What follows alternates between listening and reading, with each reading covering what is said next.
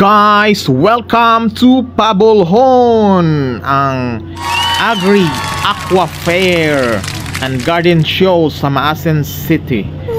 So anindot kayo diri guys, ang mga colorful nga mga lights, artistic nga mga installations, no?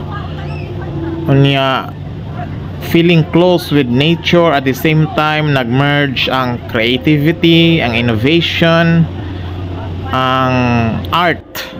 So makita gyud nimo diri sa mga booths, kay contest man gyud ni nya matag barangay nag mga clusters ang 70 barangay sa Maasin City nya nagput up sila og ingon ani nga mga booth nga mag-display sa mga produkto sa matag barangay.